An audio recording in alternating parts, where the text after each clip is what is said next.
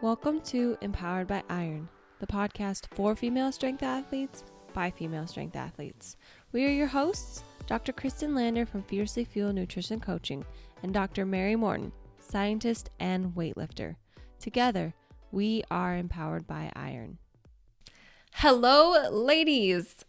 Are you wanting to recover? Are you wanting to get strong?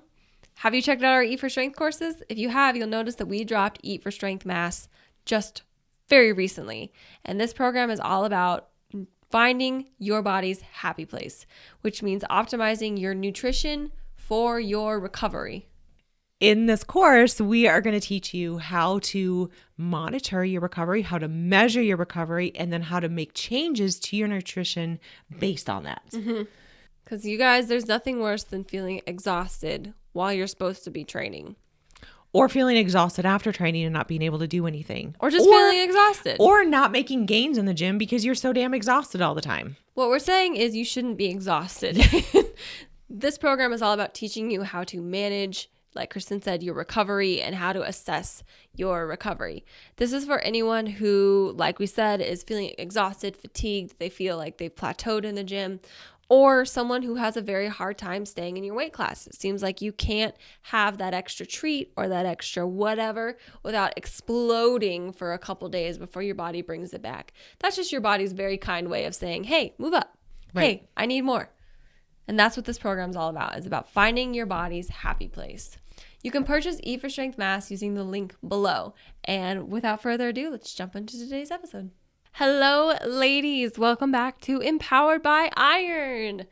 Today, we are going to talk about limiting distractions and kind of give you guys a little bit of a heads up of what's going to be coming in December and what's going to happen in January.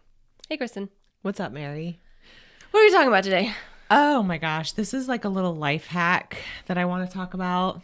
I kind of hate that term life hack, actually, but this is what this is. Or maybe it's really just a way you should be trying to do things to be productive. Yeah. So I came across a study that showed that mental stress, which we all have, absolutely, causes a decrease in muscle recovery, as much as 12% decrease in muscle recovery. That's a lot of percentages. Is that crazy? That's a whole letter grade. Yeah. You went from an A to a B. Exactly. Or like maybe a lot of us a B to a C. That's bad. That was me. Okay.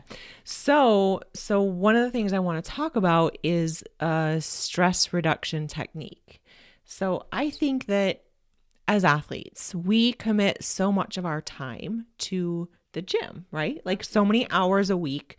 Even if you're just super recreational, I mean, you're spending probably 2-3 hours at least a week in the gym, or some of us 12 to 15 hours a week in the gym. Yeah, just depends on what you're doing. Exactly. And so, but also we don't just go to the gym. No. Like 99.9% of us probably work, have school, have spouses and families and community commitments and all sorts of things. Yeah, you live a normal life. Right. Plus being an athlete. Right. And so what I notice is that, myself included, is that we end up we have so many things that distract us and so many things that we have to tend to on a daily basis. I used to think that the way to deal with that was to multitask. I was queen multitasker. And then the busier and busier I got, the more I realized, wait a second, I'm spending my day constantly multitasking, and I don't feel like anything that I'm doing is good. Or getting done.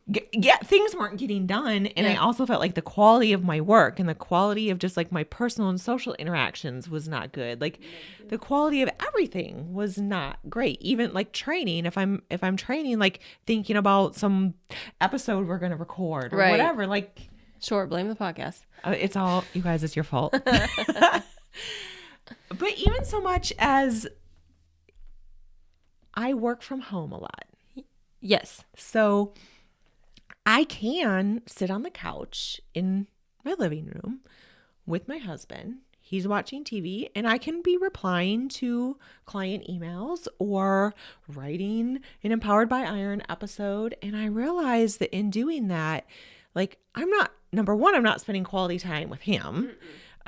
He'll try to talk to me about like something that he saw on the TV, and I'm like, oh, I wasn't paying attention, and I was like deep into work, but also like there was still background noise, right? So I wasn't fully like into it. And I realized like that's not fair to him, that's not fair to my clients, that's not fair to the podcast, like it's not fair to any and not fair to me, right? Because I'm trying to do too many things at one time, right? So I adopted single tasking, which is like my newest favorite thing, is to focus on one task at a time. Yeah. One thing. And it might be, I might put a time limit. So I'm going to do this one thing for an hour. Or I might say, I'm going to get through these 10 email replies. However I want it to be, but like whatever I have on my to-do list, I'm doing one thing at a time. Yeah. And I'm not replying to, if I'm sending emails on my phone, I'm not replying to your guys' DMs that are coming in that I see popping up. I'm like, I'm going to get to those later. Yeah, because how many times have you been doing something for work on your phone and then you see like a DM pop up? You're like, oh, what's that? And or then you a reply text. to it, or a text, sure. And then before you know it, like you have no idea what you were even doing. Yeah, you're lost like 30 minutes and you're scrolling through social media.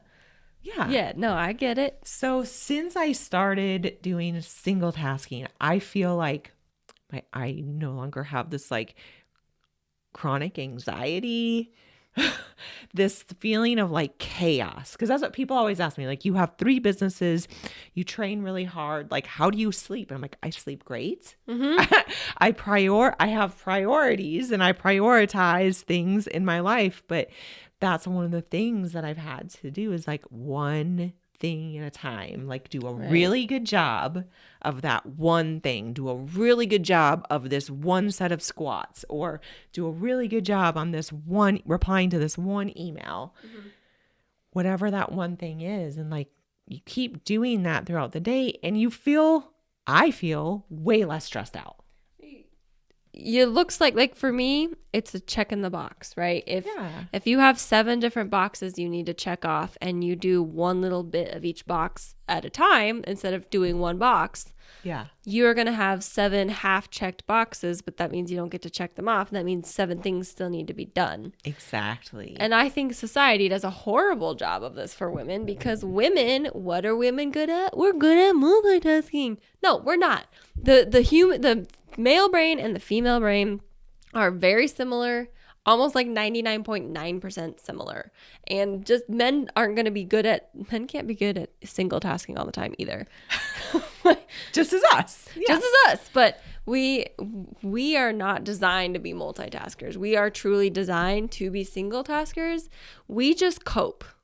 Yeah, I totally think that multitasking is a coping mechanism for having either too much on your plate or just not being able to focus. Right. Or too much you can't actually ignore. Like if you have a baby on your hip and you're cooking dinner, but you also run a side business, like you can't ignore baby and dinner.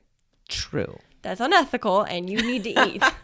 But you also can't ignore business because that's something you need to do. So before you know it, you are holding the baby, cooking dinner, and looking at emails. And as women, we tend to not complain, or we tend to kind of ignore these things. I think it's normal that as women, we're really, really good at just like taking things on and like, it's fine, I'll handle it. It's fine, I'll handle it. Yeah. Until finally there's so much that you say, I'm going to handle, that things break. Yeah. So I've been doing something similar too.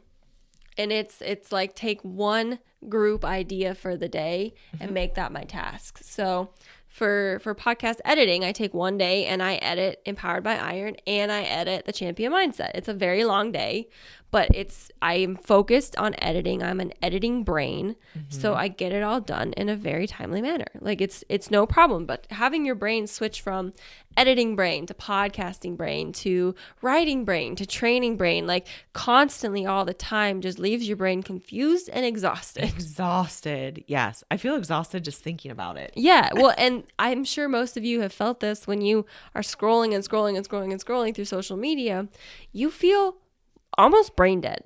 Like your brain feels like mush and you simply can't focus on anything. Like no task you can sit there and just automatically jump right back into and be 100% focused. Like it takes me 30 or 40 minutes to put my phone away and then refocus on that task. And that's 30 or 40 minutes I could have been working on the task. Well, I think that there's also addictive properties to scrolling and seeing something new. Popping up. Just every time you scroll, something new pops up. And maybe it's something of interest or maybe it's not. But the reward centers in your brain light up when it's something that is like something you're really interested in, or a cute dog or a funny meme, or like something that's constantly making you like laugh or feel happy or whatever.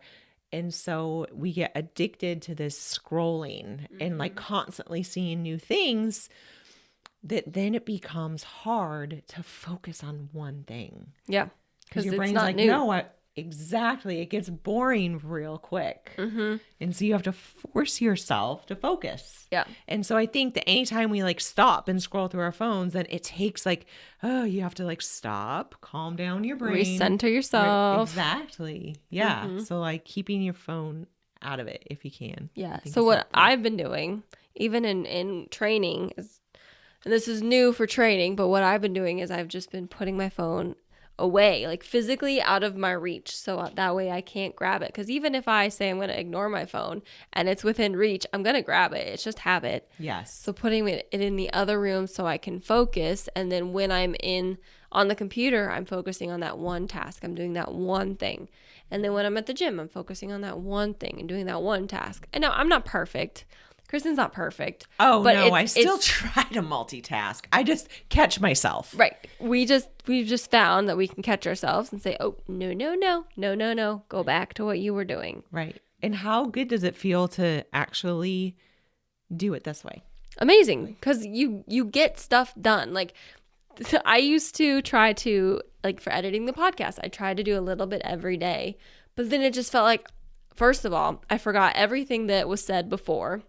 So I'd have to go back to listen to the part I'd already edited anyway, and then go back to where I left off, and then go from there, and then stop, and then the next day do the same thing, when I really could have just sat down, hunkered down, and got through it, and then it would have been done, and then it's done. There's nothing better than feeling that things are done when you accomplish something in the day. Yes. Oh, absolutely. Like I love checking off boxes.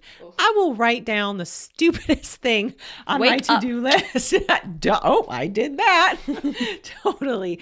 Just because I like checking boxes. So yeah, I think that that's a super good stress management technique. I mean, it's a good time management technique, but if we talk about managing our time, what we're really talking about is managing our stress levels. And if you put all the things that are stressing you, which usually is a deadline or a task that needs to be done. For me, putting it from my brain onto paper, making me see it, helps me reduce that stress. I'm like, okay, I recognize now that needs to get done. Yeah. What day am I going to get that done? And then move on. And then it's over. And then if I say this is going to get done Thursday, I'm not worried about it on Tuesday, because Tuesday is not the day I said I was going to do it. Exactly. I'm going to get to it on Thursday.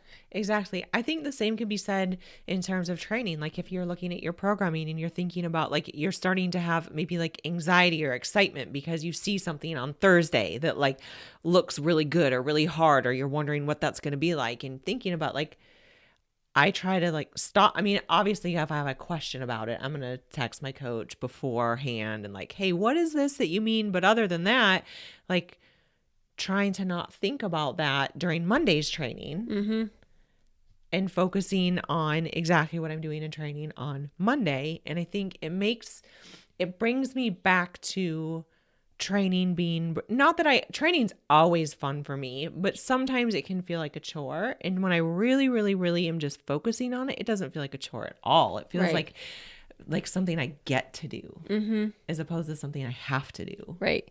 Well, and your brain itself, the more decisions your brain has to make every single day, the more just by nature stressed it's going to be. If that is, you don't know what you're going to have for lunch, but you never planned your lunch the day before. When it comes to lunchtime, you may only have 2 options, but having to choose between those 2 options instead of just having a lunch ready to go, it stresses your brain out. And then you make all these tiny little decisions throughout the day. All those decisions stress your brain out. So if you're looking at your programming and you're looking at Thursday being like, oh my God, that's so cool. But you look at Tuesday and you're like, oh, Tuesday sucks. Your brain is trying to decide. You're making your brain decide that Thursday's great, Tuesday sucks. And that's another decision it has to make. I agree. Have you ever heard of the term decision fatigue? Yes. Because that's exactly what you're describing. And that is a very real thing. Yes. Yeah. So I think with that being said, I know that, and we know that the holidays can be very stressful for literally everyone involved. You have family that you may not love. Well, I guess you love your family, but may not get along with. And you want to keep your training up. You have friend obligations, work obligations, shopping, whatever. The more you can single task, the more you can be in the moment and focus on that one thing, whatever it is, family time, training, work, focus on that one thing will help you reduce your stress over the holidays.